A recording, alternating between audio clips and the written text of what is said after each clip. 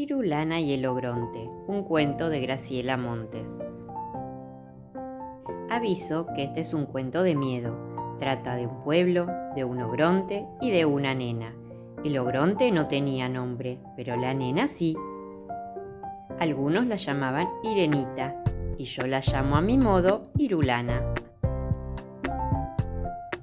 Conviene empezar por el ogronte, porque es lo más grande, lo más peludo y lo más peligroso de esta historia.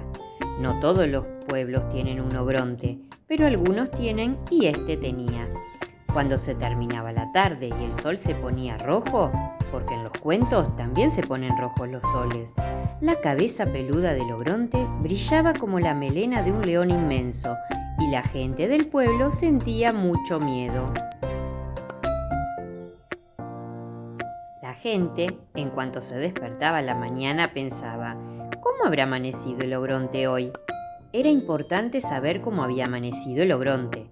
Por ejemplo, si el ogronte estaba resfriado, había que reforzar las puertas y las ventanas para que no se abrieran de golpe con los estornudos, y no se podía sacar a pasear a los perros demasiado chiquitos porque podían rodar de calle abajo y volarse hasta la orilla del río. En cambio, si el ogronte se ponía a picar cebolla, las cebollas crudas y las nubes del amanecer bien cocidas son las comidas preferidas de la mayor parte de los ogrontes. Había que salir con botas y hasta con botes llegado el caso. Todo para que no se enojase. Pero igual un día el ogronte se enojó. Se enojó porque sí. Vaya uno a saber por qué se enojan los ogrontes. Se notó que se había enojado porque empezó a gritar y a rugir y a mover los brazos en el aire como un molino. Y porque sus dientes enormes, no se imaginan ustedes lo enormes y lo filosos que son los dientes de los ogrontes enojados, brillaban más que su melena del atardecer. El pueblo entero se arrugó de miedo a que lo comieran, porque ya se sabe que los ogrontes cuando se enojan se comen pueblos enteros, con sus casas, sus personas, sus calles y sus kioscos, y sus perros, y las petunias de sus jardines, y sus tarros de galletitas, y sus boletos capicúa, y sus estaciones con trenes y todo. La gente salió corriendo. Algunos iban con las orejas tapadas. Taparse las orejas no protegía del enojo del ogronte, pero al menos ayudaba a que sus rugidos molestasen menos. Pero yo dije al principio que este era el cuento de un pueblo, de un ogronte y de una nena. Ahí está la nena, ¿la ven? Es esa de rulitos en la cabeza, Irulana. Es la única que no corre. A mí no me pregunten por qué no corrió Irulana.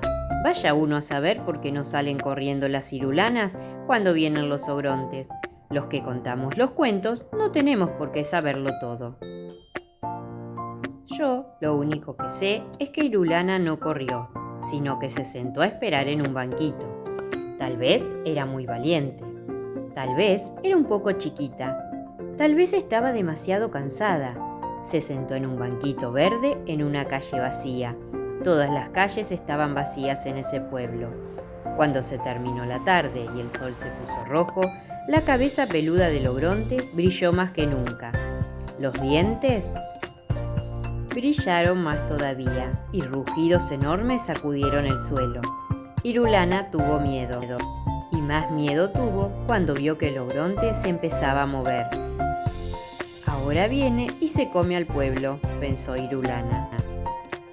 Y efectivamente, no se olviden de que yo avisé que este era un cuento de miedo. En cuanto llegó la tarde, el ogronte empezó a comerse el pueblo. Ya sé que esto es terrible, pero ¿qué se le va a hacer? Así son los ogrontes. Empezó por el ferrocarril, enroscaba las vías en un dedo y después los sorbía como si fueran tallarines. Masticaba las casas como si fueran turrón. Y de tanto en tanto les daba un mordisquito a 2 o 3 árboles que había arrancado de raíz y que llevaba como un manojo de apio en la mano. Miren, acá el dibujante se asustó tanto que dejó el dibujo sin terminar y salió corriendo. Fue haciendo arrolladitos con las calles y se las masticó despacio. La plaza la dobló en 4 como un panqueque y se la comió con gusto, seguramente era dulce. Si alguna petunia se le escapaba de la boca, la empujaba con el dedo hacia adentro y comió y comió. Se lo comió todo. Tengan en cuenta que los Ogrontes son muy grandes y este era un pueblo chico. Bueno, ahora que se achicó es el cuento, porque empezó con un pueblo, una nena y un Ogronte. Y ahora ya no hay más pueblo. No hay nada más que una nena y un Ogronte. Y nada, pero nada más. Nada de nada. Ni un arbolito, ni una petunia, ni un vestidito de muñeca, ni un colador del té, ni la polilla, ni la pelusa de un bolsillo. Nada, más que Irulana en su banquito y un Ogronte enorme que, aunque ustedes no lo vean, porque el dibujo se termina antes, está bostezando. Está bostezando porque a ese Ogronte, siempre que se comió un pueblo entero, le venía el sueño.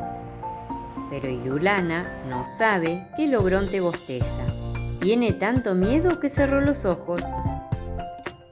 El Ogronte da 1, 2, 3 pasos más y los pasos de los Ogrontes llevan muy lejos. Y justo, cuando está por descubrir la Irulana en su banquito, se queda dormido. Acá, en esta página está todo un poquito movido porque el Ogronte se quedó dormido de golpe y se cayó al suelo haciendo mucho ruido. Ahí fue cuando Irulana abrió los ojos y lo vio.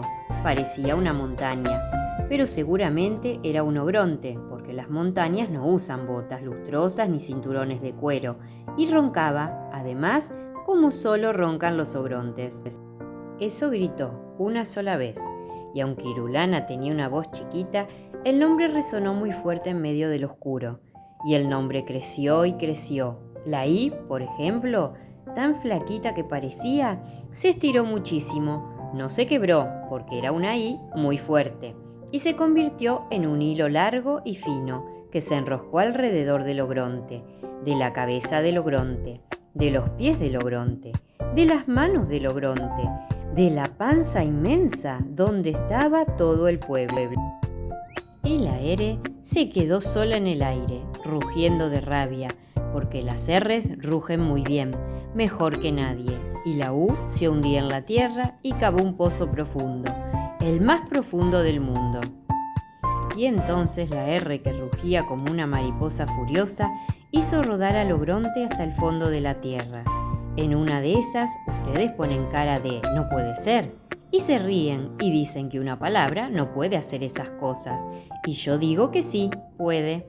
Prueben, si no, de decir una palabra importante, una sola, en medio de la noche oscura y al lado de un Ogronte. La lana de Irulana se hizo un ovillo redondo y voló al cielo para tejer una luna.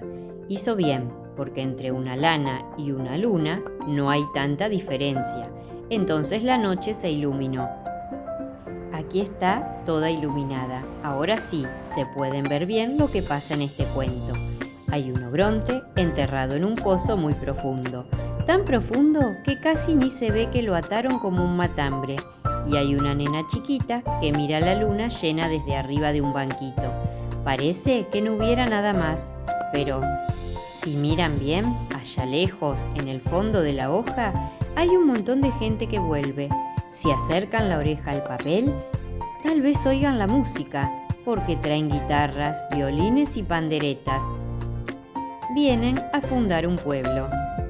Y este cuento se termina más o menos como empieza.